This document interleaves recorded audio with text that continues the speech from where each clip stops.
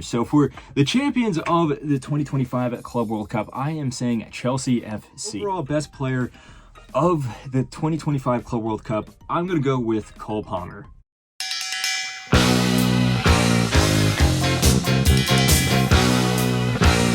Naughty boys in nasty schools, headmasters breaking all the rules, having fun and playing fools, smashing up the woodwork tools. All the teachers in the pub, passing round a ready rub, trying not to think of when the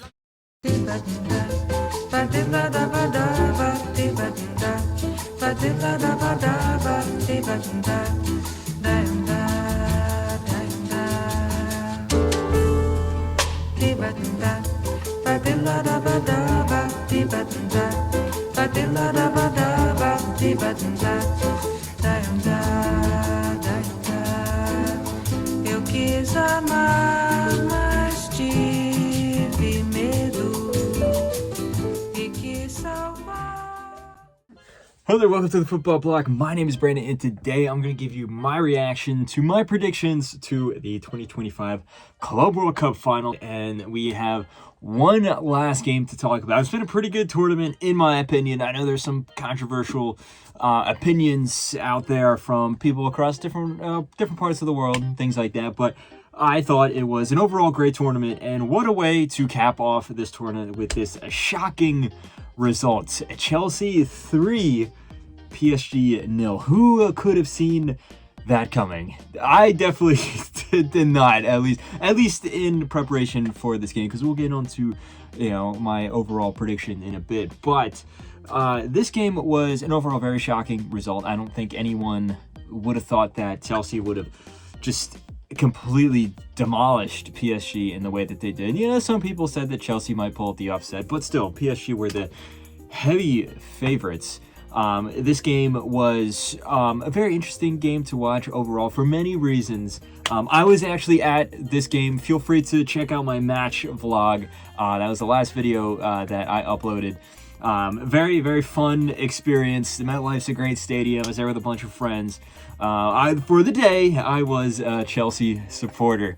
But as for the game itself, heading into it, like I said, PSG were seen by most as heavy favorites. They are as most people would say, the best team in the world. Now, as a Barcelona fan, I disagree with that, and I think this game actually points to some of that evidence. But still, they're the reigning Champions League winners. They have just demolished teams left and right, whether it be Inter Milan in the Champions League final or in the run-up to this game in the Club World Cup. They completely tore apart Atletico Madrid, Inter Miami, as well as Real Madrid and many other teams throughout the entirety of the season. Compare that to Chelsea, who got to the final, deservedly so. I think that they earned their way in the final, but they really had to grind. There were many games or many parts of their games up to this point where I think the opposing team actually outplayed them. It definitely wasn't easy for them. And if you just look at this team, both these teams on paper, Chelsea still is a great team, but PSG, I mean, there's no comparison there in terms of player quality, individual player quality, if you look position by position. And then heading into the final, there was no surprises for PSG's lineup. It was the same guys that they've had throughout the entirety of the Club World Cup, the entirety of the latter half of the season in the Champions League. For Chelsea, there was a few changes here. Enzo Maresca added Reece James into the midfield, and then he also continued with João Pedro up top. And these two additions to the team, I think, were crucial.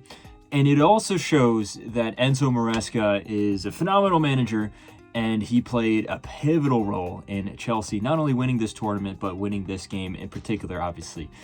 The way that the game started off, though, was actually, it was very back and forth. Cole Palmer had a chance that, he had a really good shot with his left foot that just curled past the post. Desiree Doué had a shot that was expertly saved by Robert Sanchez. There was an interception that Cucurella had to make on the line. It was very end-to-end. But it would be Chelsea that broke the deadlock. It was a ball over the top to Malo Gusto, and then he tried to play it towards João Pedro. The pass was deflected. It fell right back to him, and then Cole Palmer was making a late run into the box. Malo Gusto laid it off to Cole Palmer with a very nice finish, and surprisingly, with no one around him to close him down, Cole Palmer slotted the ball into the bottom left corner, and it's 1-0 to Chelsea. Again, I don't want to say it was against the run of play, but it was a very surprising goal with just how quick it happened. I mean, like I said, Chelsea was getting in some good position. They were creating some chances, but this goal seemingly came out of nowhere with one ball over the top. I believe it was a goal kick from Robert Sanchez. Found its way to Malo Gusto, and then next thing you know, it's in the back of the net from Cole Palmer. The second goal was almost a repeat of that. I mean, PSG lose the ball in a crucial spot. Chelsea win it back. Colwell, of all players, sends a beautiful ball over the top to Cole Palmer. And then Cole Palmer is in acres of space. He's able to evade the two center backs. And with a finish that's identical to the first one, he again slots it into the bottom corner there. It was shocking to see from PSG. Out of nowhere, they're just getting completely manhandled in the middle of the park and all over the pitch, really. And then again, only a few minutes later, we're still in the first half. Only a few minutes later, Cole Palmer gets the ball. It's another quick breakaway. Plays a 1-2 with João Pedro. Next thing you know, João Pedro is one-on-one with Donnarumma, and with a very nice deft chip, he lets it fly over Donnarumma's head. It falls into the back of the net, and before we're even at the 45th minute, it is 3-0 to Chelsea, and the game is essentially over at this point. It was crazy to see, and I think a big part of this was, as I mentioned before, there's two additions to the squad. João Pedro up top seemed to be the missing piece of the puzzle for this Chelsea front line. Now, Nico Jackson, I'm not the biggest fan of. I don't think that he really fits into this Chelsea team. He's had his moments, but he's just not consistent enough, and I just don't really think his style fits with Maresca's system. And Liam Delap can be very useful, especially coming off the bench, but he doesn't have the skill set that João Pedro has. So adding him to the squad here, and we saw it against Fluminense, just the link-up play between the front four there, Nkunku and Pedro Neto, Cole Palmer, and then João Pedro all together. The link-up play was phenomenal. And then also the midfield was very crucial, adding Reece James to the midfield. And I said this in my prediction that I don't think that Moises Caicedo and Enzo Fernandez, as good as they are and as good as they have been this whole tournament, I don't know if they're going to be able to nullify PSG's midfield, kind of like how Bayern did with that formation change. But adding Reece James into the field there to bolster the midfield, and then also the way that they played, where Chelsea, they have their defenders push up, the way that they have their wing backs push up, specifically look at a guy like Cucurella, for example, that did nullify the midfield. Another thing also is how physical Chelsea's team was, and they kind of bullied PSG off the ball, in particular the midfield. The midfield, I said many times before, is the engine of this PSG team, but they weren't able to hold on to the ball. Every time that they would get near the ball, they would get snuffed out, whether it be from a foul or from, a fair challenge or something like that. And against Bayern, PSG, they, like I said, they did have their midfield kind of tampered down, but they were able to rely on their wingers to, basically pick up the slack there. And we didn't see that this time around. I think a big part of that was just it looked like Dembele, it looked like Desiree Doué. I don't want to say they didn't show up, but they just weren't on their A game. But then also the defending from, in particular, look at a guy like Cucurella, how well he was. He was perfect on the night. Things like that all added up together for a perfect performance for Chelsea in the first half.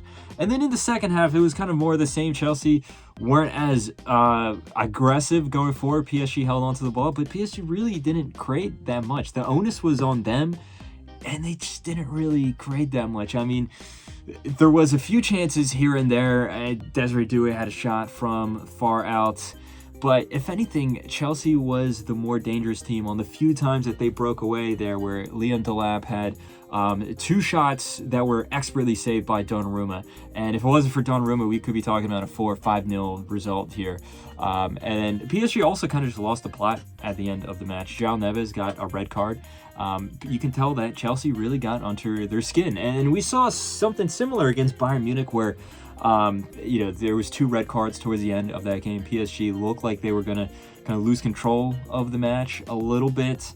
I think that the Chelsea game was actually a preview for this I think the Bayern game was actually a preview for this Chelsea game, because Chelsea did a lot of the same things that Bayern did, but they did it a lot better. They frustrated PSG. They really stopped their midfield from being creative. They nullified the midfield, as I have been saying. And they took it a step further, though. They also nullified the wingers. They also put a whole bunch of pressure on the defense. And when it came to counterattacking and, pressing, Chelsea was extremely precise. It reminded me a lot of the Botafogo game, where Botafogo seemed to be the only team that could figure out PSG. They were incredibly concise and solid at the back, and they didn't expend a lot of energy. They expend a lot of energy, but they pressed at the right moments and they attacked at the right moment. They were incredibly precise. Chelsea did those two exact things to a T as well here. And then also you have to mention Cole Palmer, 2 goals on the night as well as an assist. He just had an absolute amazing performance, and he is the type of guy that can pop up in these big moments like that. As for the PSG side, there is a question you could say that, was this game more so Chelsea just figuring it out, Enzo Maresca figuring out the tactics, outsmarting Luis Enrique? Because, that is the thing. Luis Enrique, I love the guy. He's a great manager. I'm obviously, as a Barcelona fan, but he's not known for being super tactical. He more so, his strengths are the way he motivates his players, the way he gets the players playing in the right positions. He can get the best out of the players, but he's not like a super tactician, someone like Jose Mourinho or Inzaghi or Diego Simeone or something like that. So was it that Enzo Maresca outsmarted Luis Enrique, or was it that Cole Palmer just had a phenomenal night, or was it that PSG just didn't show up? Were the players tired? Was it the weather that got to them? Because it was extremely hot on the day. I know, I was there. Did the PSG kind of just give up? Did they not care? Did they expend all their energy playing Bayern and Real Madrid? I think that you can argue all of these things are true. It then becomes a question of what was more crucial to the end result, and I do think that it has more to do with Chelsea playing great, more so than PSG playing bad. I think we have to give PSG a lot of credit here. This was a phenomenal performance from every player on the pitch, but I think all the praise, or most of the praise, should go to Enzo Maresca for how he set up this team, how he predicted how PSG was played, and how he studied the weaknesses of this PSG team, because there aren't many. The fact that he was able to exploit it to such an egregious degree is something to marvel at. As for my prediction, and this is funny because before the game, I said that there was no chance that Chelsea was going to win. I said the game was going to be 3-0 in favor of PSG. I just thought that there was no chance that Chelsea was going to be able to compete in the midfield there. I thought that Chelsea hadn't been that impressive up until this point, versus PSG had been easily defeating opponents, going on to the next round, defeating the next opponent. And I was completely wrong here, as for all the reasons that I said before. But what is interesting is, before the tournament, as you've seen in the meme that I put at the beginning of this video, I actually said Chelsea was going to win the Club World Cup. They were my pre-tournament favorites. A bit part of that was a bit of just luck. You have to say, you kind of just choose a team. But I thought that Chelsea, it's just they have such a huge squad. They have so many players to call upon, and they are a tournament team. So they might not be consistent over the entirety of a league season, but if you just need them to play good for a few games over the course of a month, they excel at that, and that is exactly what happened here. So my prediction for the final itself was awful, but my prediction for Chelsea winning the tournament all the way back in June, like I said, actually turned out to be spot on. So let me know what you thought of this game. Did you do any predictions, and did you predict that Chelsea was going to surprise PSG? Let me know all your thoughts in the comment section below. Don't forget to tell me as well what you thought of the Club World Cup in general. Like I said, I actually am a pretty big fan of this tournament, the format of it. Now, let me preface that by saying, I'm an American. This tournament was in the United States. I was able to go to a lot of these games, so I'm a little biased there. But let me know all your thoughts in the comment section below. Don't forget to like and subscribe. Share this video with a friend. Follow the Football Bloc on social media. But anyway, guys, my name is Brandon. This has been the Football Bloc, and I hope you have a nice rest of your night.